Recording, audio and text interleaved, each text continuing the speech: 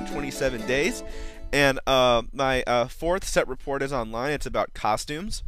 And this has probably been the trickiest report to write. It turned out to be one of my favorite, but just 2 weeks ago, I had no idea what I was going to do. Just because I got so much information in different times, and I couldn't really write like a separate interview because they gave us a tour. So half of what I recorded to them was, look at this stuff here, and oh, look at that there. You can see the Spanish influence in that, and it wouldn't really be that useful to you to just transcribe that. So I had to just describe it, and then so this was a challenging one, although it turned out pretty good. But before I get into that, I want to talk about a piece of artwork that came out some time ago. Well, not that long ago. It's at the Narnia walkthrough attraction at Disney World in Orlando.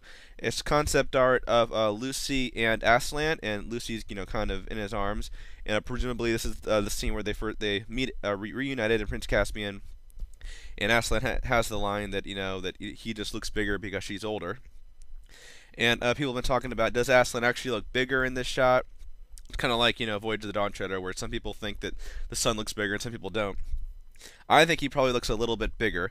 We had heard some time ago that, and that was a really early report, that some people thought that we'd heard that Aslan was going to be a little bit bigger in this movie, and I wouldn't mind if he was. If they can find a way to make it work and not have him become this giant monster lion, I'd be okay with that. But it looks nice. The only thing I'm concerned about this, I mean, it's a great piece of artwork. It just looks really cool, and it's just not very sweet, and kind of captures the spirit of the scene of the book a little bit.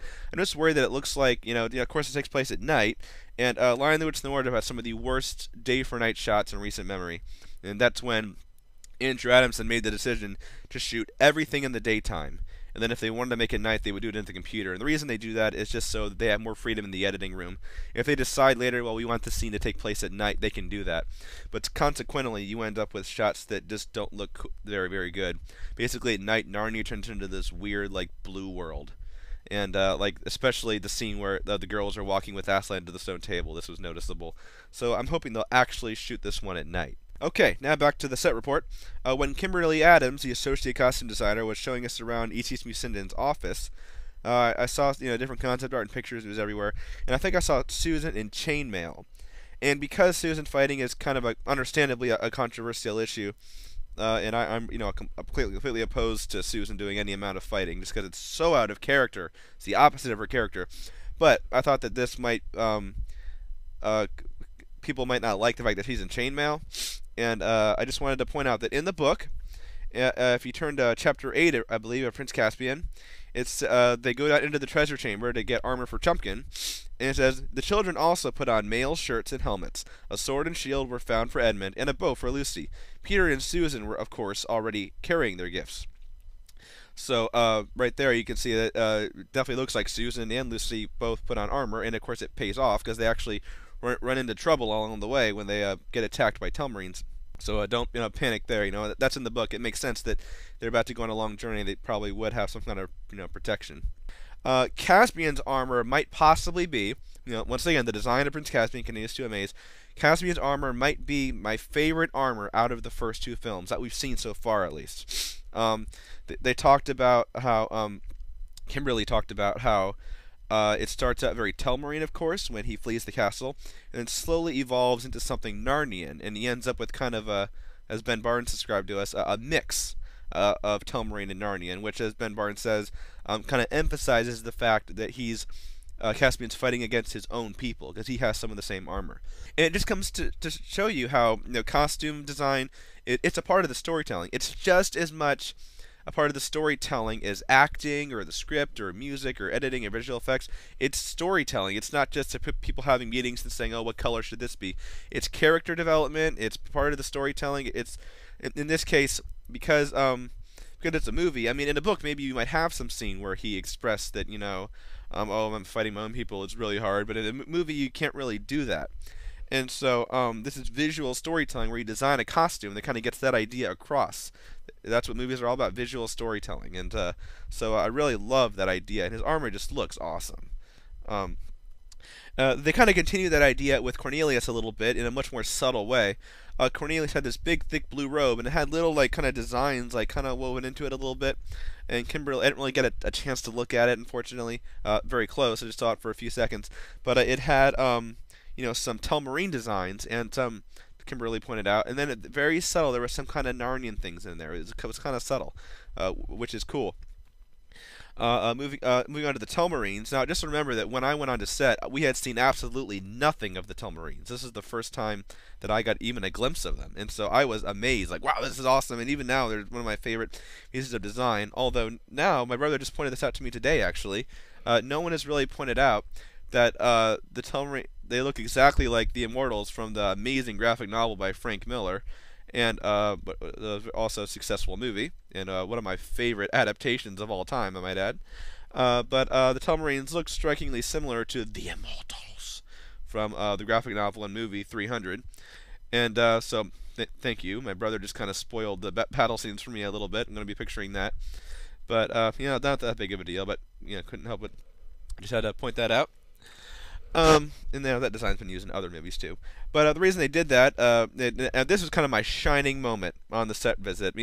I asked them if I asked ETs if a PG rating was the reason behind the masks, and she said yes. It was a total shot in the dark when I asked her. It was kind of bizarre. Like I actually said, well, I heard that George Lucas, that he did that. That's why he did stormtroopers with helmets. So kind of a shot in the dark, and I thought it might look stupid. Then she goes yes, and actually the writer next to me goes, oh really? Like he was surprised that the answer was yes, and so that was like my big, moment where I did something really cool. So that made me feel cool. But so yeah, they're doing it. They're covering their faces helps. It makes the battle scenes less intense, and they can get a PG rating. So that's part of it. But I do think the faceplates are a cool design anyway. So it's something kind of unique, although not quite unique, as we just saw. Miraz's armor, I love it. Wish they would pull back on the color a little bit, but I love it. And makes you wonder, are they going to try to throw his mask? I wonder if they're going to try to get his mask off because, it's like Spider-Man. In the movies, they always try to get his mask off whenever they can so they can see his face, which is usually preferable in movies. So maybe at some point Peter will knock his helmet off or something. I don't know. So eager to see that. I love the compass motif on his shield. It's just a really cool little symbol for the Telmarines. I saw a baby doll that it looked as if they were designing costumes to fit.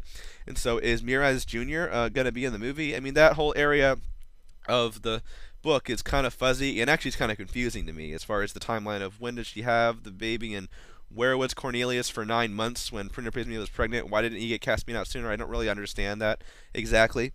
But Prunella Prismia, Miraz, and apparently the baby have much bigger roles, it would appear, in the movie. So see what they do with that. Trumpkin and Knickerbrick, I'm not going to talk about this artwork too much because I think it's very early. And definitely they look different from the pictures I saw. And Trumpkin looked, when I saw him on the pictures on set, he looked older than I imagined, which is interesting. And I definitely think that's an early picture of Knickerbrick because his dagger looks so different. And Bacchus and Silenus, they're going to be in the film! Yes! That was so awesome when we found that out. And that's kind of all I can say, all there really is to say about it at this point is, woo! They're in the film.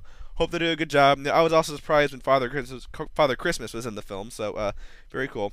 I was really disappointed that E.C. Smusindian said that Pauline Bain's illustrations didn't really influence their design at all, like it did in Lion the Witch and the Wardrobe.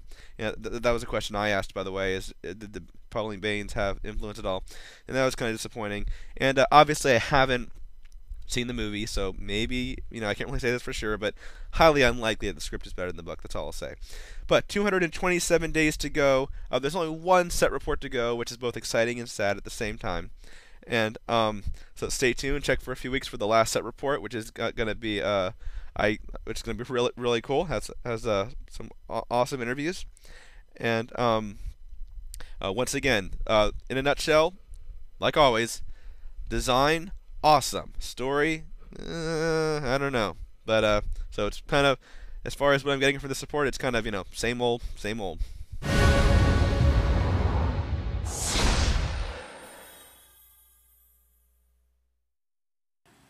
Bacchus and Silenus, will they be in the film? I mean, Father Christmas was, so I think that they probably will.